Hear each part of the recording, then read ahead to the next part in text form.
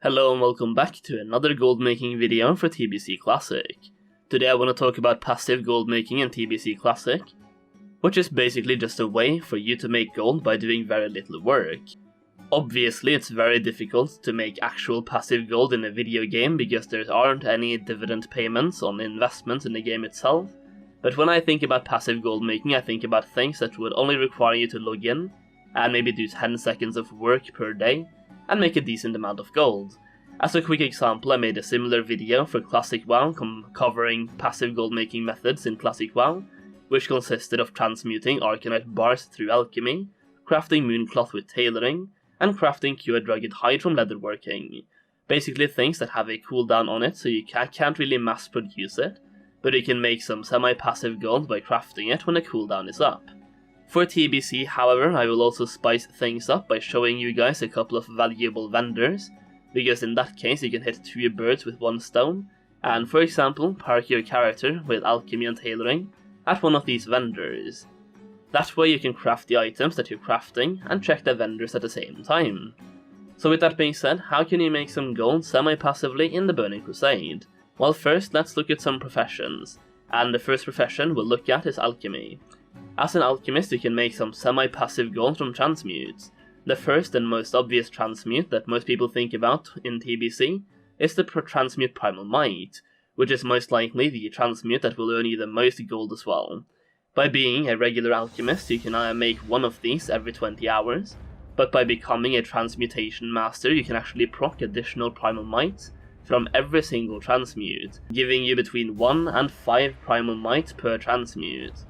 Becoming a transmutation master does however require you to be level 68, so it's not something you're going to be able to do on all of your alts right away, but you will probably want to get some alts to level 68 as soon as possible for that transmutation master, as you can potentially quadruple your profits from that daily transmute, giving you a lot more passive gold from that one craft. Getting to level 68 is however a time investment, but the earlier you do that time investment, the more return on your investment you will actually get, because Primal Might will stay profitable for a long time in TBC. So let's say TBC lasts for 2 years or 700 days. If you get to level 68 during the first day, you can get 700 days of daily profits. But if you wait until 350 days in, so halfway in, you will only get 350 days of daily profits, effectively cutting your profits in half, and therefore also getting half the value from the time you put in leveling to level 68. Primal Mights are used in crafting pretty much all epic gear from all professions, both bound on equip and bound on pickup items, and many items that are best in slot as well, so you better believe that people will want these Primal Mights as soon as possible.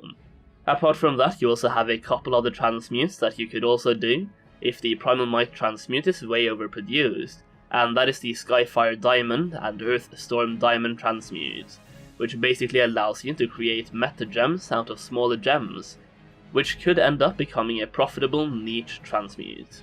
I also want to let you guys know that I've managed to secure you guys a 50% off code on what I think is the best gold making guide for TBC Classic, which you can find a link to in the description and the pinned comment. So far, this gold making guide has 80 pages of pure gold making information. It is incredibly in-depth, and by purchasing the guide you will also get all of the updates for free, as Student will keep improving and updating the guide before TBC comes out and during TBC as well. So if you want a guide that shows you everything you need to know about gold farming and gold making, go check it out, the link in the description, and use code Solheim at checkout to save 50%. Next up, let's talk about Tailoring. So for tailors you have a 4-day cooldown craft, which basically allows you to create Spellcloth, Shadowcloth and Primal Mooncloth, and you can actually create all of these as they do not share a cooldown, unless Blizzard decides to change something. Another cool thing about this is that you're actually able to specialize in crafting one type of cloth, which allows you to craft 2 of that type instead of 1. It is not the biggest upgrade, but it's still an upgrade. The interesting thing here is that unless Blizzard decides to change something, this mastery actually becomes available at level 60. The only thing you need is Tailoring skill. The quest does however require you to kill and loot some level 68 to 69 mobs, but I don't think that will be an issue in Classic TBC, as people will just summon and help each other anyways. You can also see that crafting these different types of cloth also requires a ton of primals, meaning that this craft will actually be a little bit expensive, especially if you don't farm the materials for yourself. That being said, tailors can definitely make a huge chunk of gold from crafting these types of cloth, especially early on, but also throughout the entire lifespan of TBC. You see, these different types of cloth are used in crafting several different epic items, including a tailoring specific set, which you get access to when you decide which type of cloth to specialize in, and this specialization armor requires a ton of these cloths to craft. For example, crafting the entire Spellfire set will require 26 spell cloth, as well as 38 primal fire, so it's quite an expensive set to craft.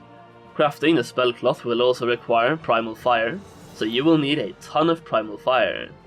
Speaking of primals, that brings me to the next point of this video, which is where to keep your professionals, aka vendor locations, for different useful items in classic TBC. Vendor number 1 is Dealer Tariq, which is found just outside the Shadow Labyrinth entrance, which is the southern dungeon entrance in the Ring of Observance in Terrakar Forest. This vendor sells you all of the different primals with a limited supply, and you can get all of the primals for under 2 gold each in total from this guy. He does however sell them in terms of motes, so obtaining a full primal will take you a couple of days. Vendor number 2 is Dealer Najib in the Stormspire in Netherstorm. This guy also sells you different motes, aka the pre-primals, as well as different engineering items. I mostly use this guy for the motes or the primals, but buying and reselling the engineering items might also be somewhat lucrative, depending on how many people catch on to this vendor's existence. The emotes are also a limited supply, so it's first come, first serve. Vendor number 3 and 4 are both located right next to each other, and they are also in the Stormspire in Netherstorm. Dealer Sadakat sells a variety of different potions and herbs at limited supply and can be very lucrative. Dealer Rashad sells different cosmetic pets with a steady supply, and can be used for buying and reselling, but because there isn't a limited supply, the only reason you might be able to profit from this is people either not knowing about him or being too lazy to fly here to get their pets. These two vendors are also located like 10 seconds away from Dealer Najib, so you could technically just have one alt in the Stormspire, and you cover all 3 dealers. Vendor number 5 is actually a classic WoW vendor, one you can start using right now after watching the video, and this guy sells you Grum's Blood at 10 silver per unit, with a limited supply. For reference, Grum's Blood is selling for 50 silver each on my server right now, so you can save yourself a nice amount of gold by buying it from this guy instead. Grum's Blood is also used in crafting the Elixir of Demon Slaying, which is a popular elixir in the Burning Crusade, which is why this vendor will be useful in TBC. This vendor is located all the way down south in the Demon area in Winterspring, so parking one of your crafting characters down here might not be a bad idea either.